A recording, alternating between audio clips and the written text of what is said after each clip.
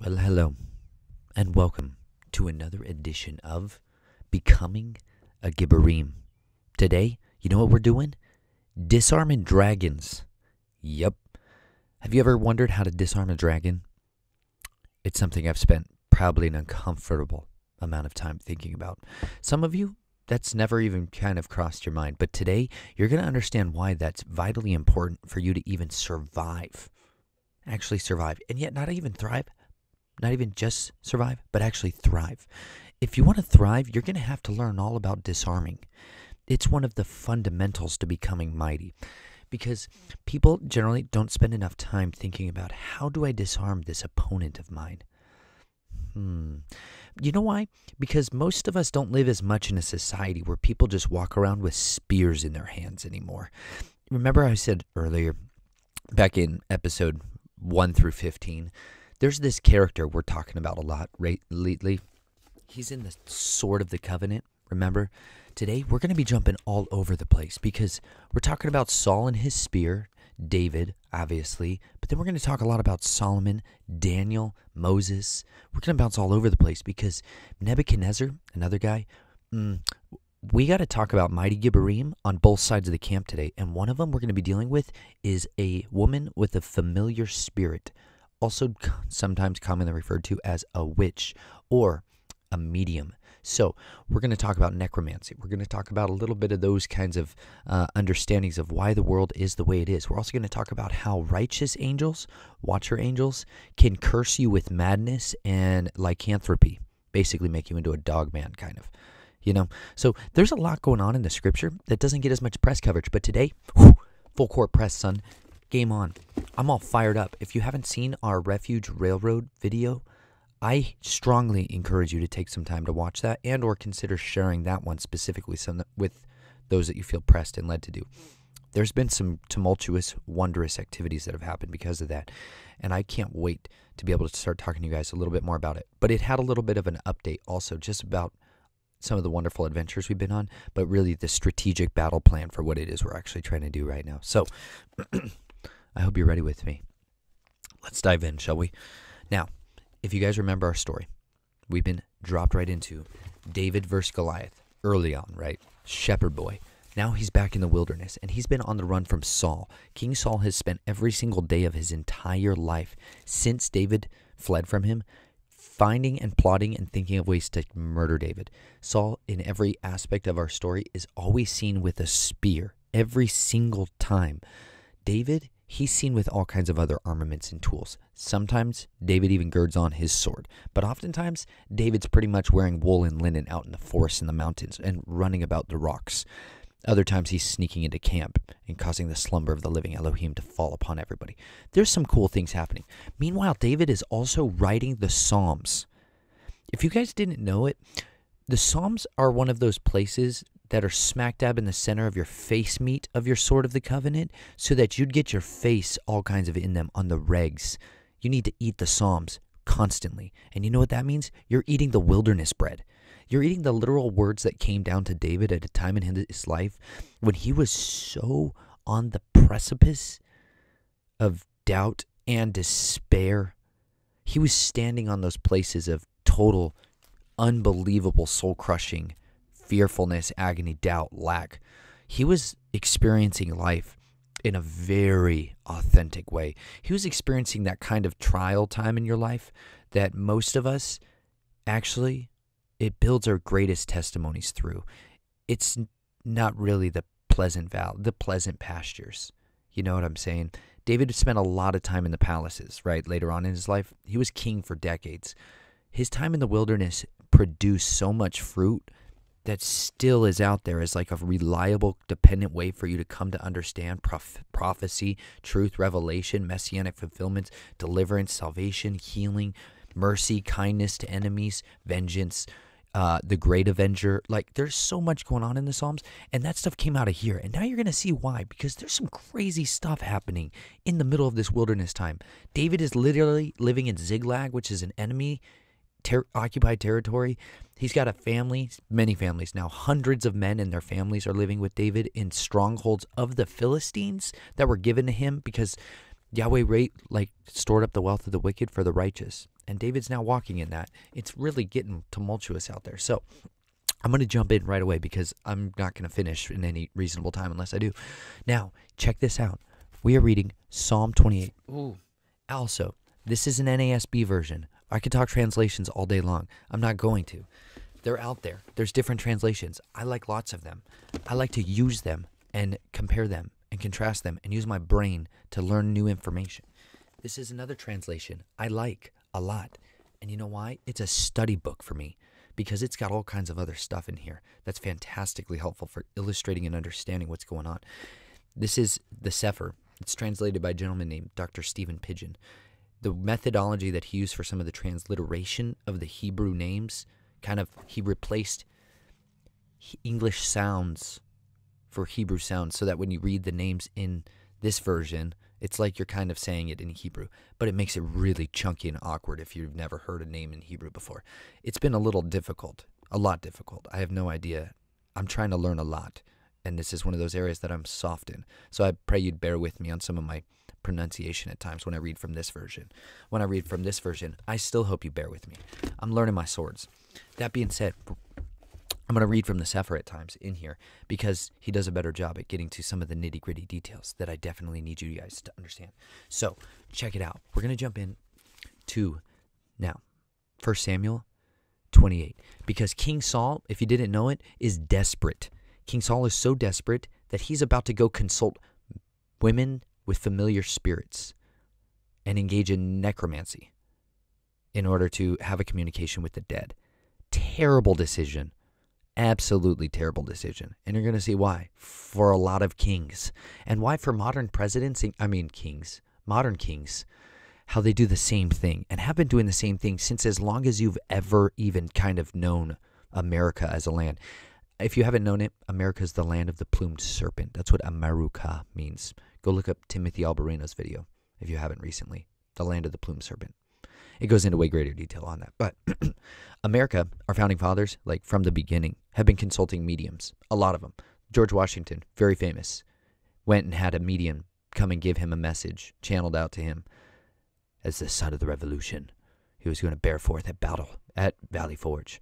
All this prophecy, quote unquote, lots of total witchcraft and sorcery and divination stuff. Abraham Lincoln and his wife specifically, super involved in an inordinate amount of channeling, mediums. Spiritism was on the rise at the time. So there's been lots of that kind of stuff going on.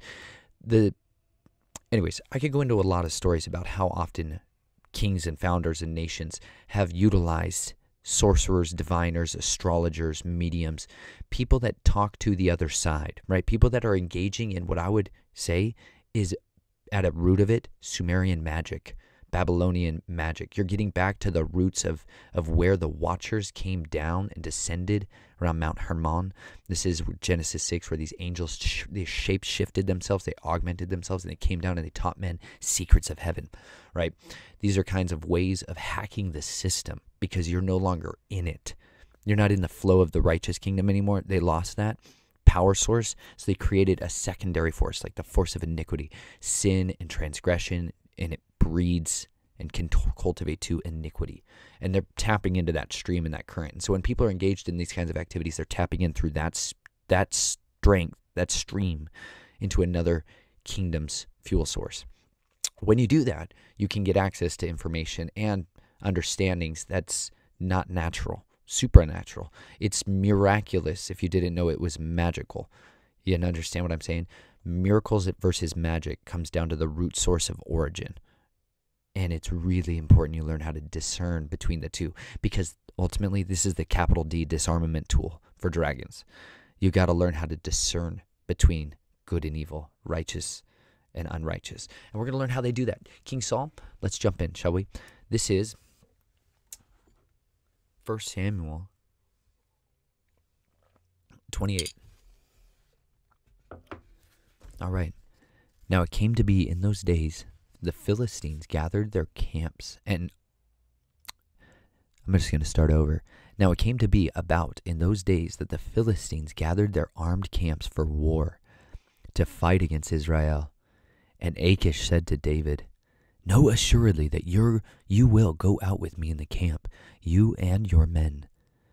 David said to Achish, Very well, you shall know what your servant can do.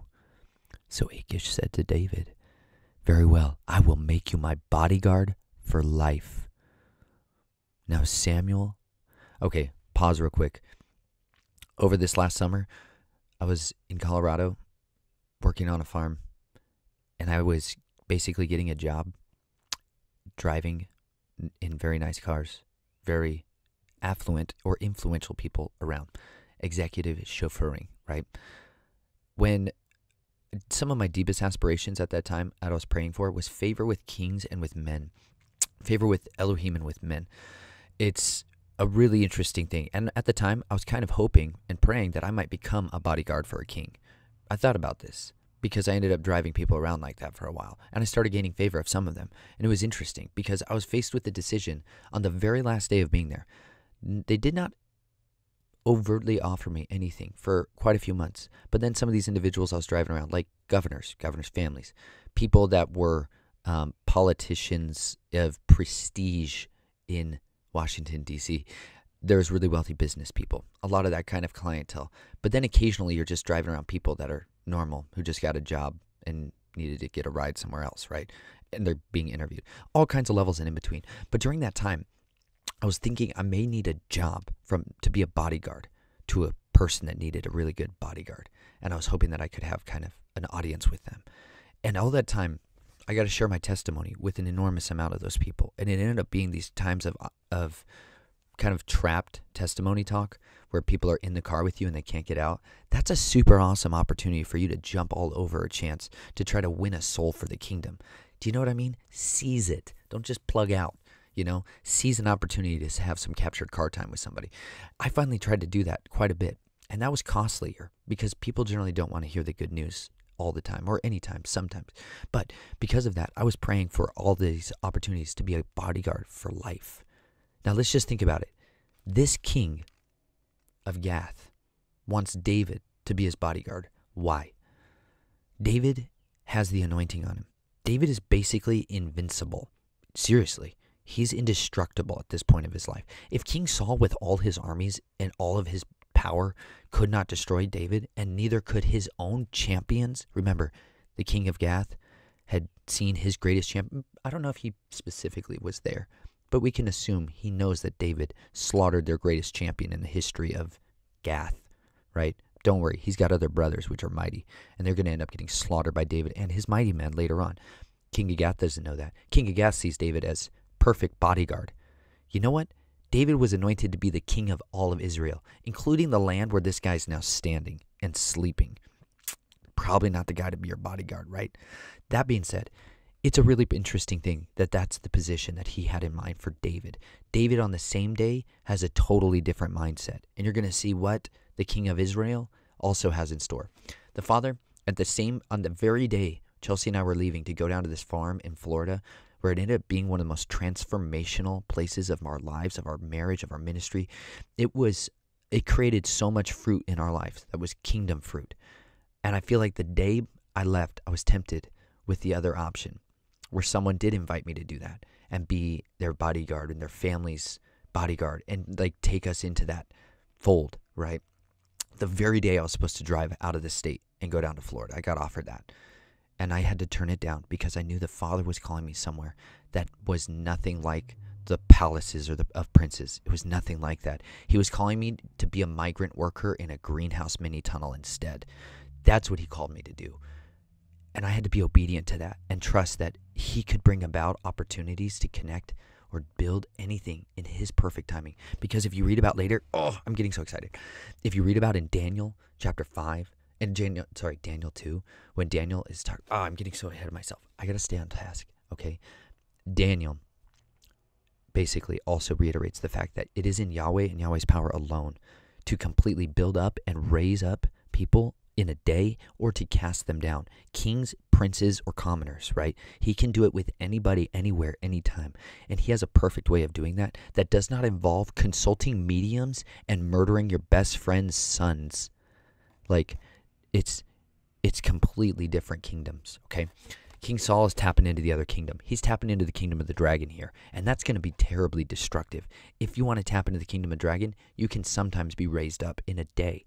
But it's not out of a good foundation. So, now Samuel was dead, and all of Israel had lamented him, and buried him in Ramah, his own city.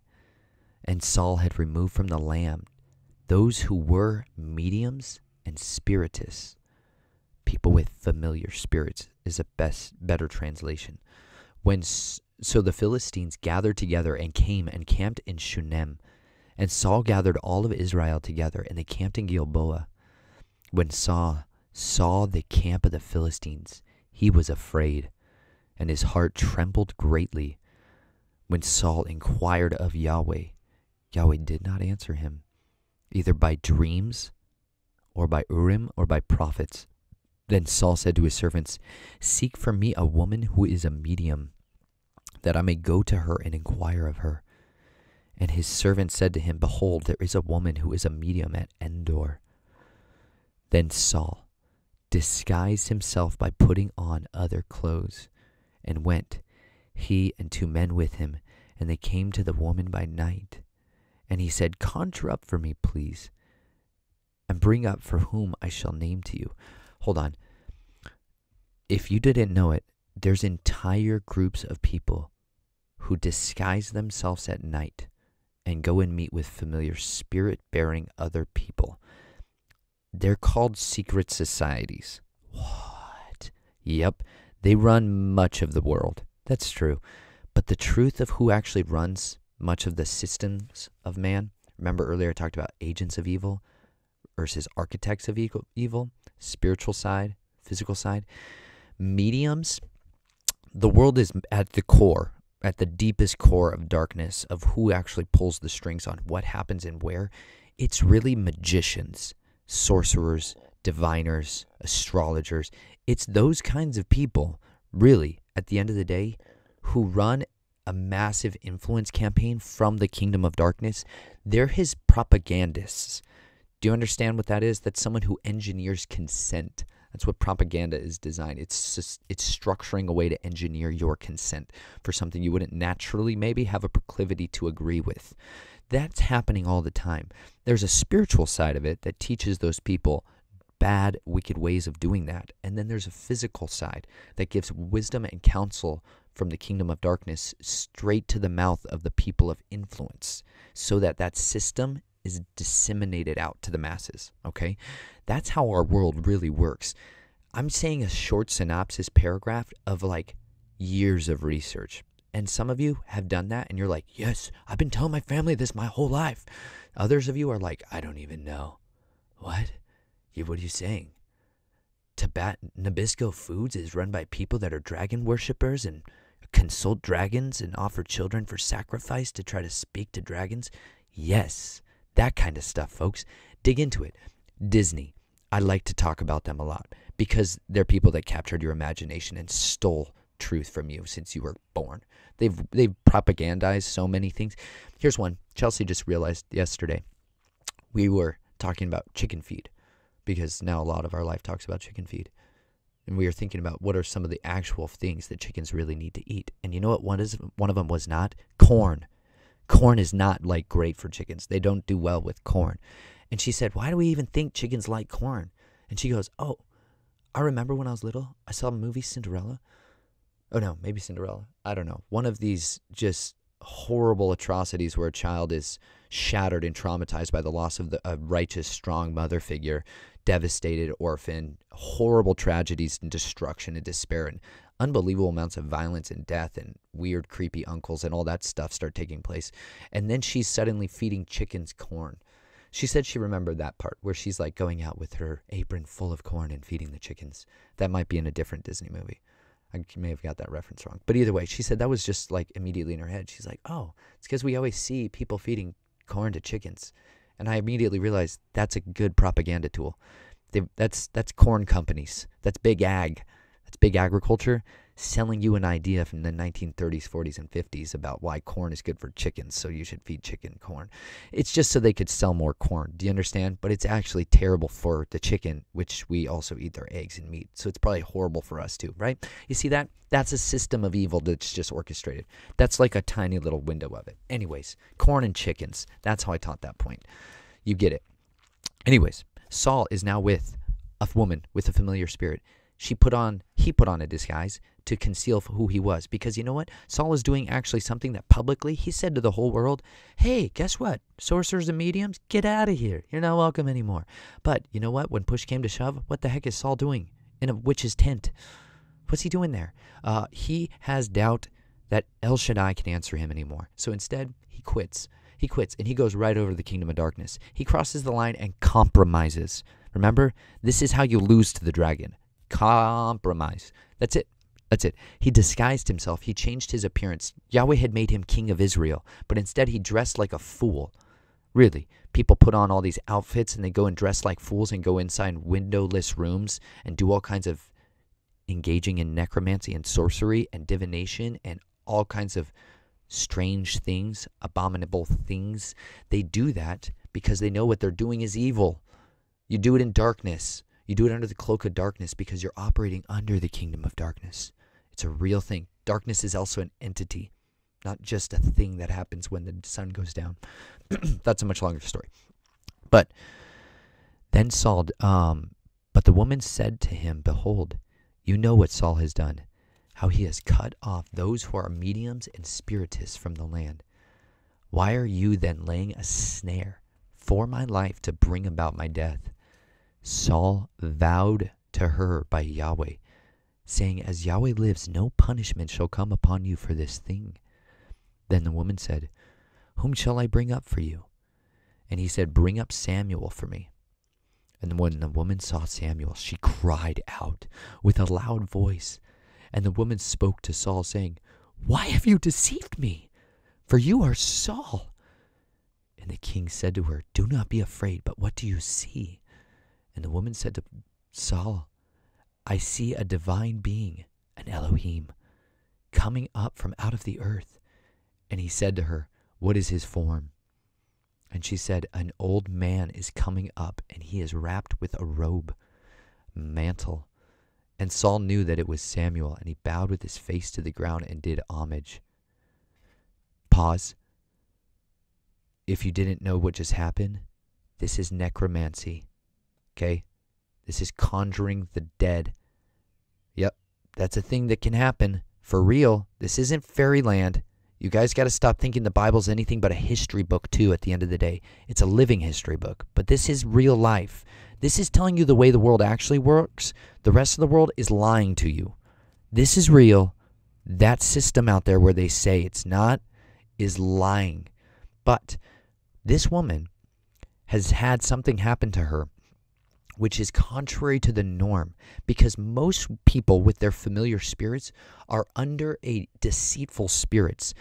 They are talking and engaging often with spirits that are shape-shifting themselves to look and act or become that which the individual wishes to see or desire in order to continue the ruse, to carry on their course, to maintain the hooks that have been firmly set within them so that others then might be ensnared and their little tiny spiritual kingdom can grow. They're seeking to usurp, grow, advance, climb the upside down pyramid of destruction. That's how they climb Mount Olympus, right? There are these other Elohim battling it out to try to have their own space and kingdom and fuel source. Mankind is like the Middle Earth where they try to tap in through that. This woman has summoned up by her conjuring what she normally would conjure up would be her familiar spirit, her spirit that is with her that gives her counsel. Instead, Samuel comes up. And let me tell you right now, the Bible says it's Samuel. He's going to prophesy truth. I'm pretty certain it's actually Samuel because Samuel was down in Abraham's bosom, waiting eagerly for the day. Or Sheol, a hollow cavity within the earth where souls of mankind actually go, or spirits actually go, and they wait. This is Samuel coming up to preach The woman is terrified because normally it's not Samuel. Normally it's her familiar spirit. Normally it's her spirit that she uses on a regular basis. And instead now it's Samuel. And that's freaking terrifying because Samuel was the prophet who also executed an enormous amount of righteous judgment and fury and wrath. And that's terrifying because she's in the other side, right? And we're going to jump back in here. Then Samuel said to Saul, "Why have you disturbed me by bringing me up?" And Saul answered, "I am greatly distressed, for the Philistines are waging war against me, and Elohim has departed from me and no longer answers me, either through the prophets or by dreams. Therefore I have called you that you may make known to me what I should do." And Samuel said, "Why then do you ask me, since Yahweh has departed from you and has become your adversary? Yahweh has done according as he spoke through me, for Yahweh has torn the kingdom out of your hand and given it to your neighbor David. As you did not obey Yahweh and did not execute his first wrath on Amalek, so Yahweh has done this thing to you this day. Moreover, Yahweh will also give over Israel along with you into the hands of the Philistines. Therefore tomorrow you and your sons will be with me. Indeed, Yahweh will give over the army of Israel into the hands of the Philistines." Then Saul immediately fell full length upon the ground and was very afraid because of the words of Samuel, and all his strength was no longer in him, for he'd eaten no food all day and all night. The woman came to Saul and saw that he was terrified and said, "Behold, your maidservant has obeyed you, and I have taken my life in your hand and have listened to your words, which you spoke to me. So now also, please listen to the voice of your maidservant, and let me set a piece of bread before you, so that you may eat and have strength when you go on your way." But he refused and said, "I will not eat." However, his servants together with the woman urged him, and he listened to them. So he arose from the ground and sat on the bed. Then the woman had a fattened calf in the house, and she quickly slaughtered it and took flour, kneaded it, and baked unleavened bread from it. She brought it before Saul and his servants, and they ate. Then they arose and went away that night. Oh my gosh. Saul literally just sat down, rose up from his grieving. He wasn't repenting, recognize. Samuel rebuked him and said, "You're going to die." And that Yahweh himself is now your accuser. Woof, terrifying. Saul falls on his face, and instead of repenting, he gets up, and he is persuaded by a witch, a woman with a familiar spirit, and his advisors who helped him find her, to eat the bread of wickedness and lie down in the bed of a woman with a familiar spirit. This is literally what Proverbs says not to do. And he means it, because Proverbs, if you didn't know it, Solomon really came to learn a lot of bad secrets too. He divined secrets of heaven from the other side too. He turned wholeheartedly evil for a huge portion of his life. And David instructed Saul when he was young. David instructed Solomon when he was very young in order to try to guard him and to give him words of wisdom that he might live by. And in Proverbs, I try to read the Proverbs every day. They're basically given to you in month increments. I think that's because if you desire wisdom, knowledge, and understanding, you should read the Proverbs every single day.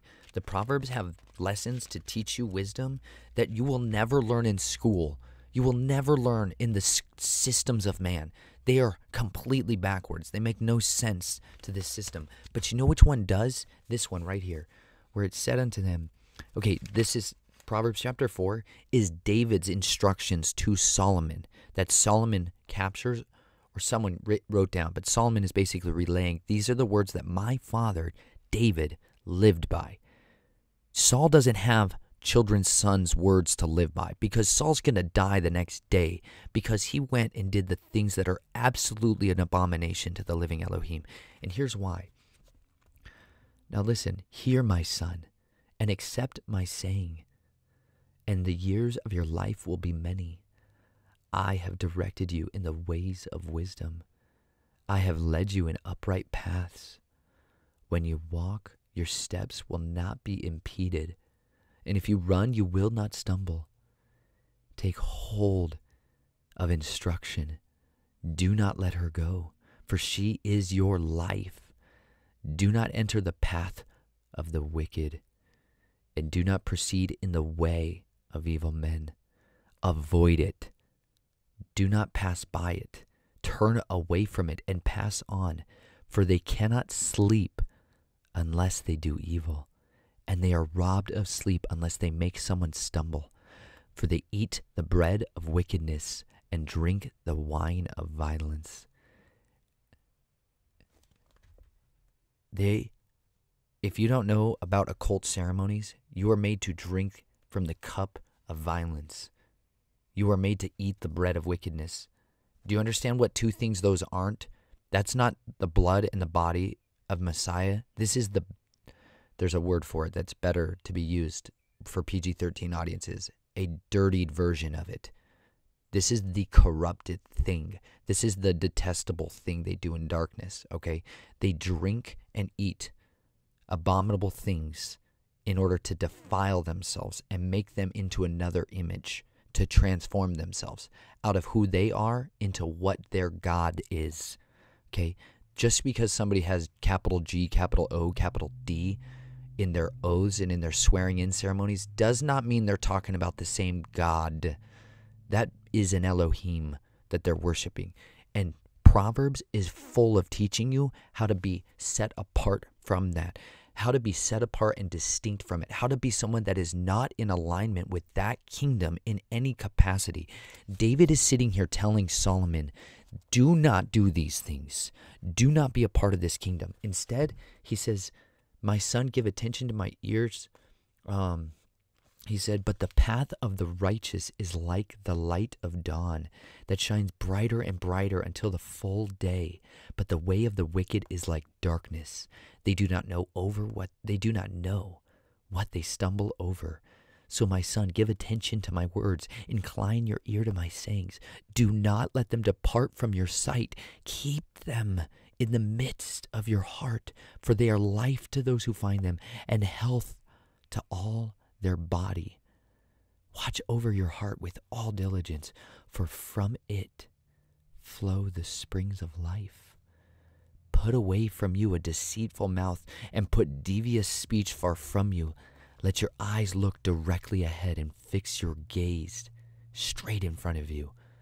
Watch the path of your feet, and all your ways will be established. Do not turn to the right nor to the left, but turn your foot from evil. That is instructing your son in a way of righteousness and living.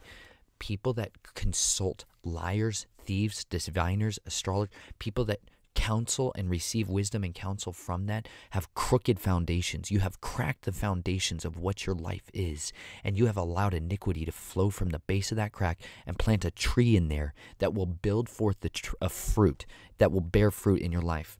Do you know what the fruit of consulting mediums? Do you know what the fruit of consulting and engaging in necromancy is? Madness. You get cursed with sleeplessness and madness. And it says it right here in Scripture. People just don't read the Scripture like it's actually meaning what it's saying. It's saying that they can't rest. They get restlessness. That's their curse. If you go and engage in this type of activity, the curse that you get is restlessness. Maybe not the days that you engage in it, but later.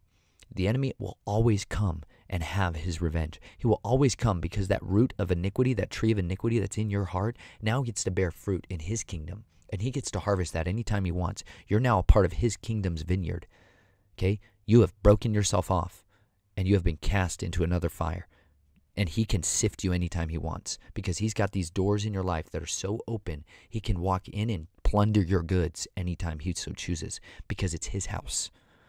That's what happens when you align yourself with these kings and these other gods and these other Elohim. This is what happens to Saul. Saul aligns himself to that kingdom. Saul eats the bread. He lays down in her bed. He makes a vow with her Do you understand? These are all the rituals that people engage in all the time. They do this with religious fervor, believing they are doing a just thing. If they balance their deeds, if they balance them in light and in darkness, they are walking in this. They are building world systems on this. This is how they make their kingdoms grow. Repentance, deliverance, renouncing it, turning from that which you once were in agreement with and walking on a completely different path is how you disarm those powers. You renounce what you once said, okay? And we're going to see an example of that in Nebuchadnezzar. Nebuchadnezzar is like Saul in some ways. Nebuchadnezzar, it becomes far mightier in many other ways. Completely different kingdom level. Daniel's time, okay? This is when the people are in captivity. If you didn't know it, there's lots of times where 2 tribes, 1 tribe, multiple tribes get plundered and cut into pieces and scattered all over. There's a lot that happens in the history of the scriptures that you haven't read and understood. I hadn't, because I'd never just read it like it was something historical and desperately important. All of it, even the genealogies being important. But once you study the scripture, you realize there's this chronological history that's happening that our modern translations sometimes just jack up by how they arrange some of the books because it's confusing. But if you can read it a little more chronologically at times, like just reading and understanding what was happening from the time around Daniel for a couple hundred years, it's so helpful. Nebuchadnezzar is a king that was part of executing judgment against the land, and he took captive the tribes and brought them to Babylon. Daniel is one of these men who is a young man who is risen up in wisdom and understanding because he follows after the way of righteousness. He walks in truth. He walks under the spirit of truth. He follows the instructions of his fathers, his righteous fathers. And because of that, Daniel is about to have favor with the king, okay, and do something that his mediums could not do. All right? It's a showdown time. You know I love the showdown stories because that's where you get the Gibborimness. All right? Now,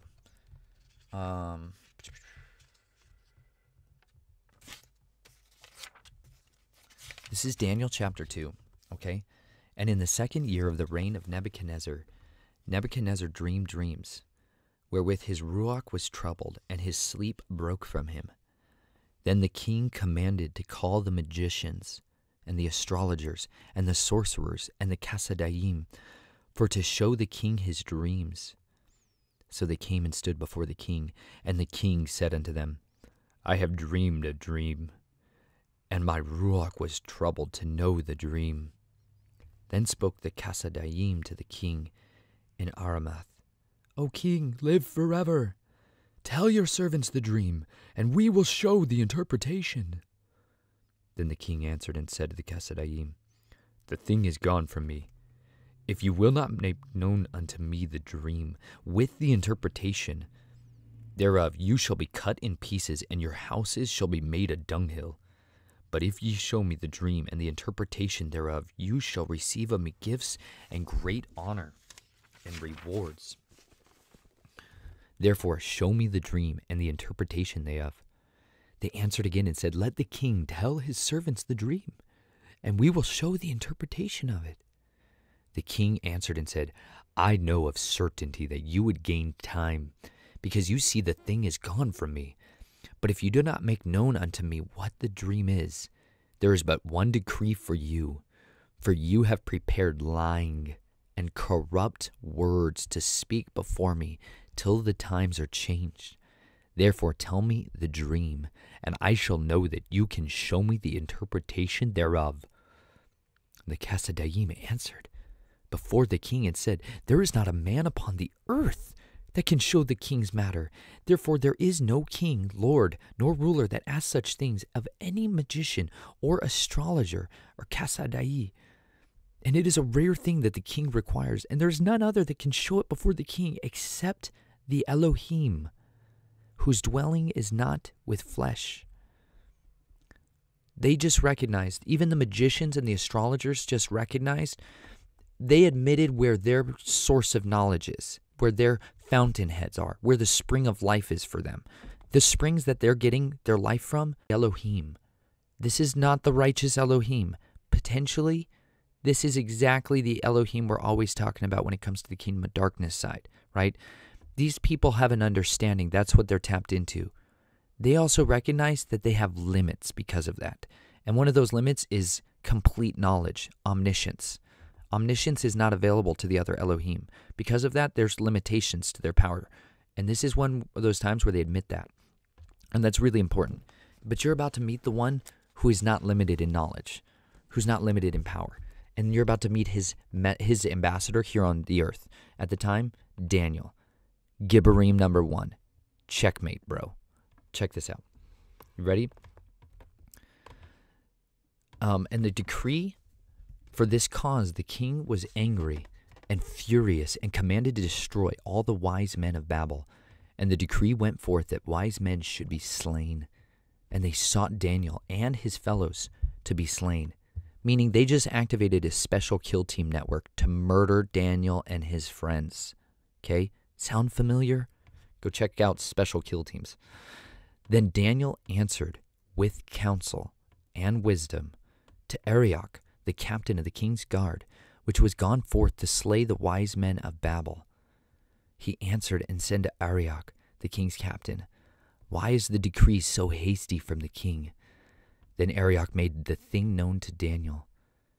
Then Daniel went in and desired that the king would give him time, and that he would show the king the interpretation. Then Daniel went to his house and made the thing known to Hananiah, Mishael, and Azariah, his companions, that they would desire mercies of the Elohim of heaven concerning the secret, that Daniel and his servants and his fellows should not perish with the rest of the wise men of Babel. Then was the secret revealed unto Daniel in a night vision. Then Daniel blessed the Elohim of heaven. And Daniel answered and said, blessed be the name of Elohim forever and forever, for wisdom and might are his. And he changes the times and the seasons. He removes kings and sets up kings. He gives wisdom unto the wise and knowledge to them that know understanding. He reveals the deep and secret things. He knows what is in the darkness, and the light dwells with him. I thank you and praise you, O Elohim of my fathers, who has given me wisdom and might, and has made known unto me now what we have desired of you. For you have now made known unto us the king's matter. Do you understand how powerful? Oh man, sorry, the sun apparently is catching up to me. Do you understand how mighty and powerful it is that Daniel, I don't know how to do this. Daniel has been given a download from the literal wellspring of life. Oh, whatever. Daniel got given a wellspring of life when it came to information that he desperately needed. He didn't know. He understood and appealed to the King of Kings, El Elyon, El Gibor. He appealed to the Prince of Glory for wisdom. That's the wellspring of all life. He's where real life flows from.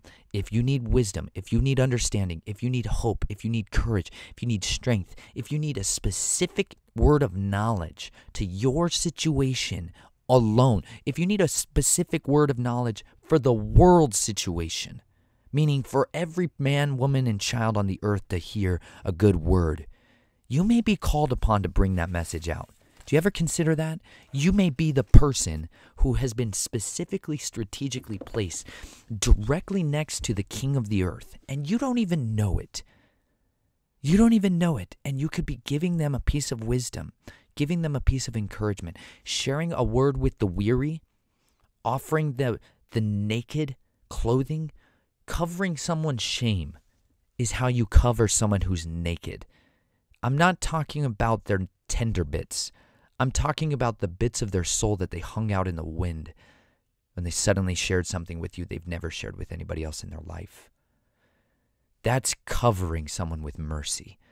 When you love on them, when you give them a good word, when you comfort them with covenants, with life, when you breathe life on them, when you give grace, mercy, power for them to go forward to accomplish the mission they have been given on this earth. When you empower people, when you give them joy, when you inspire them to see good things in the world, you have been custom catered and carved out of the stones of the earth to be alive for such a time as this, today, right now, not tomorrow, not even a little bit in the future, but this time, right now. Seize it with everything in you. Daniel seized upon the words of life from the foundations of the earth that were laid for him for such a time as this. He seized upon it right here. But you know what he did when doing this? He does not become puffed up with pride. Instead, he gives glory to the righteous one who we should give glory to. Because Daniel had every right to be fearful, just like many other men who have just been told that they are all going to be executed. But Daniel appeals to the Prince of Peace to be his hedge of protection. And Daniel has favor with the bodyguard of the king. Daniel has favor with a man whose name is Arioch, the captain of the guard. This was the king's chosen bodyguard. He was there to murder Daniel. But Daniel, the man of righteousness, had favor with that man long enough to hold his sword and to encourage him to give him an opportunity. He got time from the captain of the guard. He got time from the strategically placed bodyguard of the king. Do you see that? This man was the bodyguard of the king. Daniel is about to give a word that will save the lives of all of his friends, his family. This is another story like Esther, folks. If you're not hearing Esther the whole time you hear this, you need to read Esther and you need to read Daniel at the same time. Because you're getting Gibborim versions of a woman of righteousness and a man of righteousness all the time in Scripture to teach you about good things, to teach you how to be mighty. All of Scripture is here to instruct us of these things, and you need to look at it like it actually matters in your life. And then when it suddenly does, it will transform you. It will make you into an image of the one who wrote it, the author who breathed the life into it. The name of the living king can be written upon you and transform you so that when your moment comes, when your testing comes to find out whether or not you will be someone who is righteous or someone who is wicked, like when Saul was pressed against that moment of seeing the Philistines right there in front of him, he turned to his servants for counsel and he sought the path of wickedness and darkness, and it will lead him to his death. Nebuchadnezzar is seeking wisdom. He's looking for wisdom, and he's looking for where he could find it. And he looked and appealed to the gods of this world. He looked and appealed to the gods of men. He looked to the agents of evil. He looked to people that he knew were liars and thieves to answer him truthfully. But he tested them in it. And because of that, when the king gives a testing like this, it gives an opportunity for Daniel, for our mighty Gibborim, to rise up and show who is God above. Who is the El Elyon? Who is the King of Kings, right? Oh, that was probably unfortunately loud. I apologize a little bit. Now,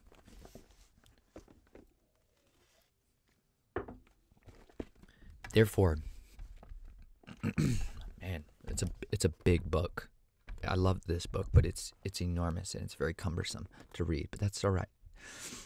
Therefore, Daniel went unto Arioch, whom the king had ordained to destroy the wise men of Babel. He went and said thus unto him, Destroy not the wise men of Babel. Bring me in before the king, and I will show unto the king the interpretation.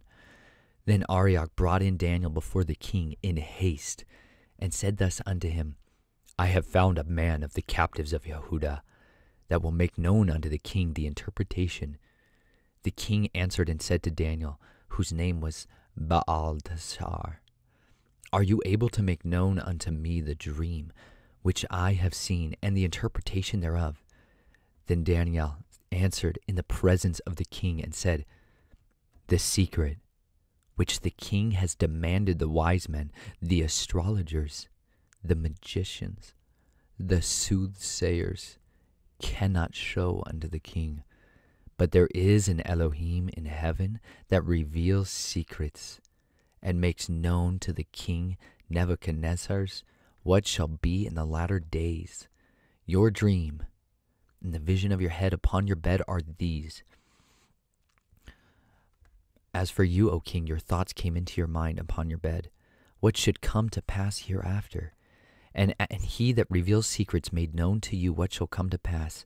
But as for me, this secret is not revealed to me for any wisdom that I have more than any living, but for their sakes, that shall make known the interpretation to the king, and that you might know the thoughts of your heart. You, Daniel right there, gives proper glory to the righteous king. Do you understand?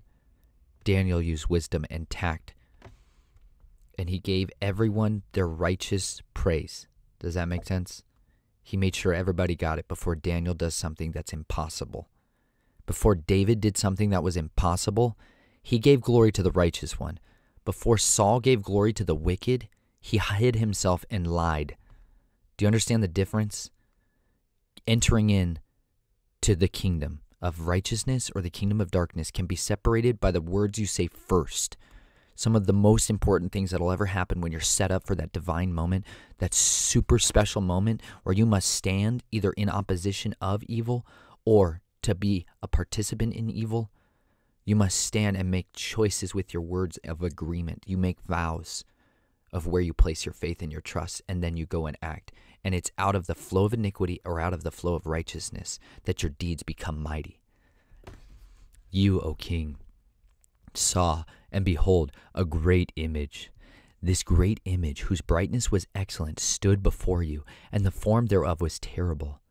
This image's head was of fine gold, his breast and his arms of silver, his belly and his thighs of brass, his legs of iron, his feet part of iron and part of clay. You saw till that a stone was cut out without hands, which smote the image upon his feet, that were of iron and clay, and broke them to pieces. Then was the iron, the clay, the brass, and the silver, and the gold broken to pieces together, and became like chaff of the summer threshing floors, and the wind carried them away, that no place was found for them. And the stone that smote the image became a great mountain, and filled the whole earth. This is the dream, and we will tell you the interpretation thereof before the king. You, O king, are a king of kings. For the Elohim of heaven has given you a kingdom, power, and strength, and glory. And wheresoever the children of men dwell, the beasts of the field and the fowls of the heavens, he has given into your hand, and has made you ruler over all of them. You are this head of gold. And after you shall rise another kingdom inferior to you, and a third kingdom of brass, which shall bear rule over all the earth. And the fourth kingdom shall be strong as iron, for as much as iron breaks in pieces and subdues all things, and as iron that breaks all these shall it break in pieces and bruise. And whereas you saw the feet and the toes, part of potter's clay and part of iron, the kingdom shall be divided. But there shall be in front of the strength of the iron, for as much as you saw the iron mixed with miry clay, and as the toes of the feet were part of iron and part of clay, so the kingdom shall be partly strong and partly broken. And whereas you saw iron mixed with miry clay, they shall mingle themselves with the seed of men, but they shall not cleave one to another, even as iron is not mixed with clay.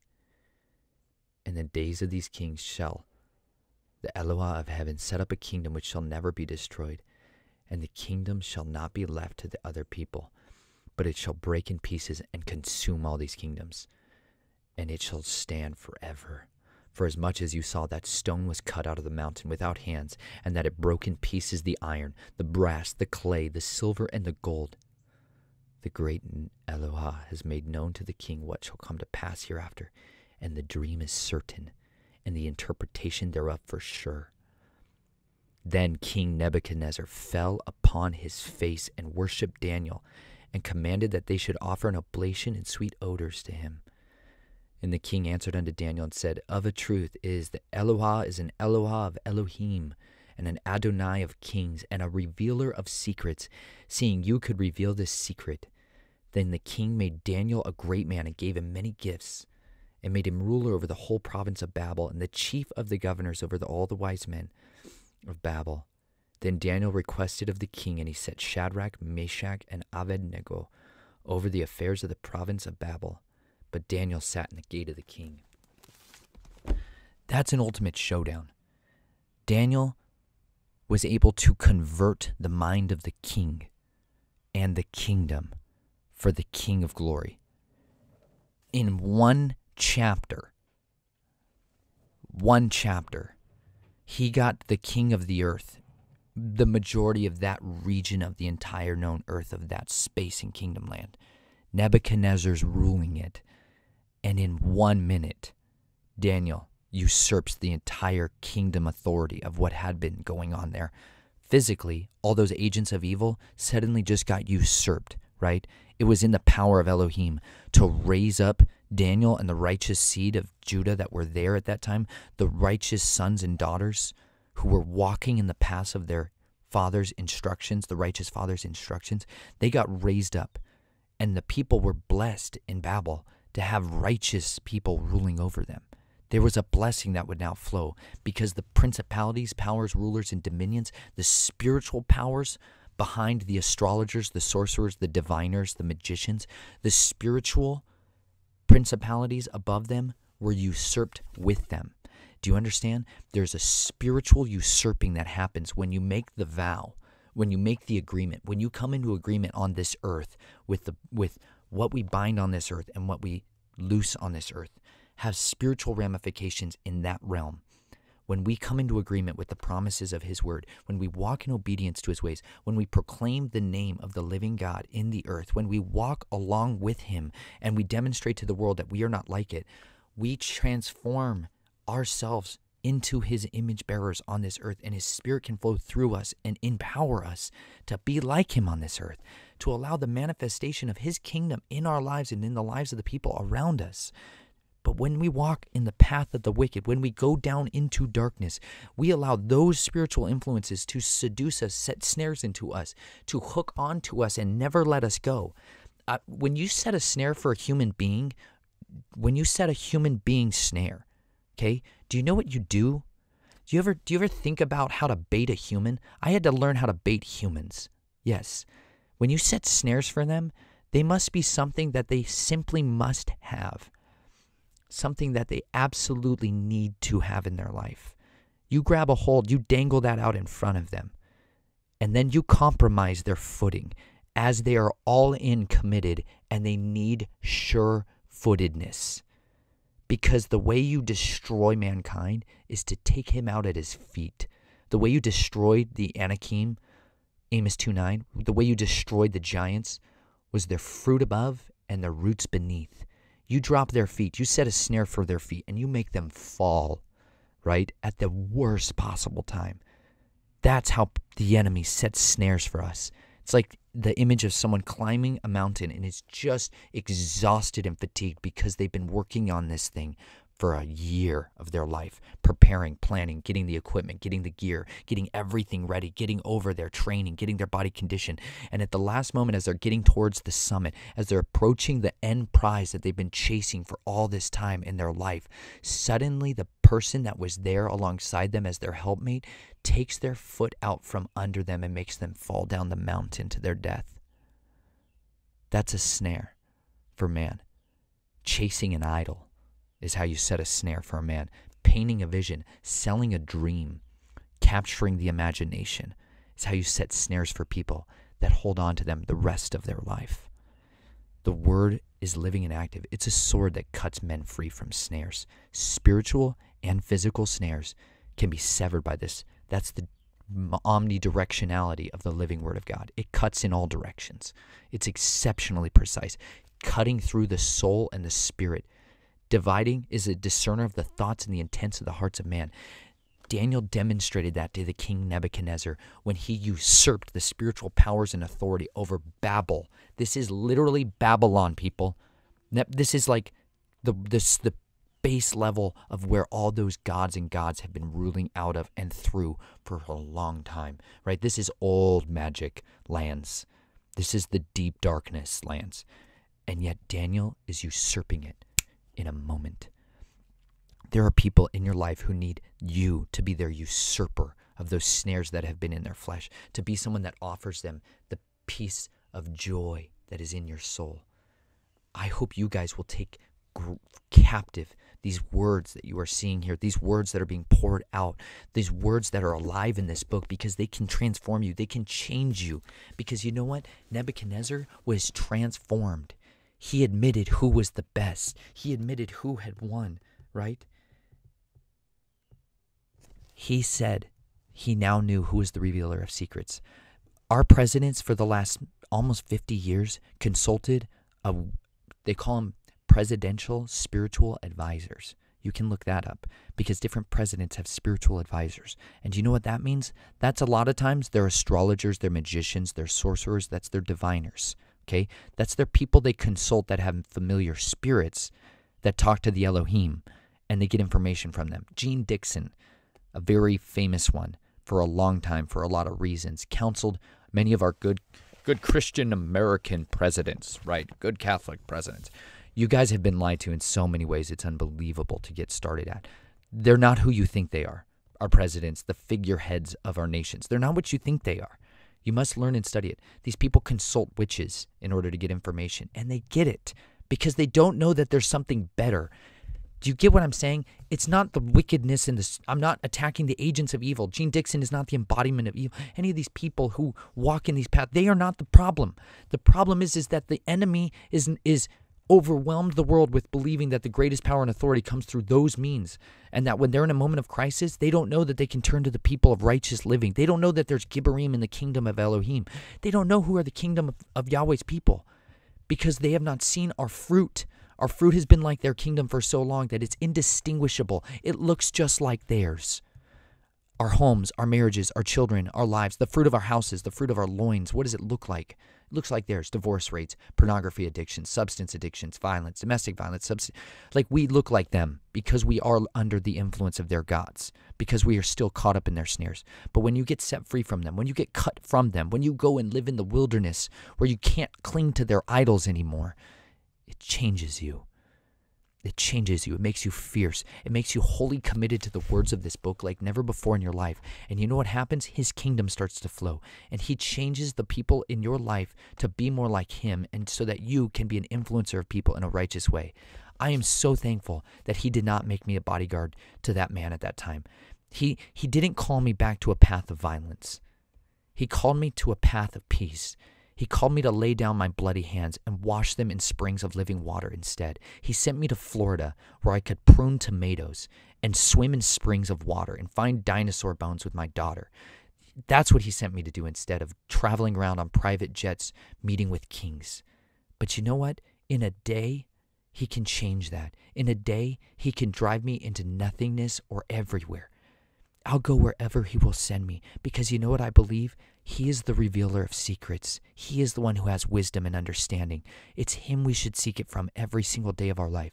And if ever we are called upon to give a word to others who need it, answer and seize boldly on that opportunity. I was going to get into also Nebuchadnezzar and his shapeshiftingness, but I'm a little over an hour now. So I'm going to have to come and circle back to Nebuchadnezzar and his shapeshiftingness and being cursed with man. How about I just carry on for 5 more minutes? Okay, let's just do it. For those of you that stuck with me in here all the way to the end, guess what? We're going to talk about shapeshifting a little bit, just a little bit, because the same Nebuchadnezzar who gives righteous praise is also about to get cursed by the watchers, righteous watcher angels, with madness. Should we go there or should I save it? Hold on. Now, this is so good. I gotta pause it, man. I'm gonna give it to you another time. It's too rich. Somebody's gonna need this later on in their life. That being said, I appreciate you all for coming along with me in this journey. It's been a wild ride.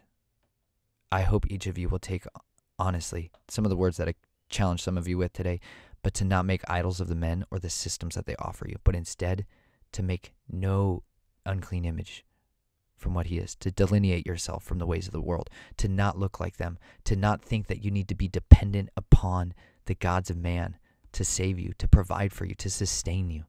They don't have the words of life in them. They are not the ones who can reveal the secrets of true wisdom. Appeal to the one who needs. If you need to know something, he can give it to you. I pray that you would be bold enough and faithful enough when called upon to give an answer, that you would be studied, well practiced, that you would be ready to give a good answer to people that ask you a good question. The world is primed like never before to receive instruction, to receive life. Let us not be givers of more death, but let us instead pour on them the words of life. So put them in you today. Go to the spring head of waters. Go to the fountain of waters and drink from his cup. You will not be thirsty any longer. Remember, I love you. I care about you. Be strategically dangerous out there every single day of your life, because the days are evil, but you were born for such a time as this. Go be valiant and go be mighty, even unto death.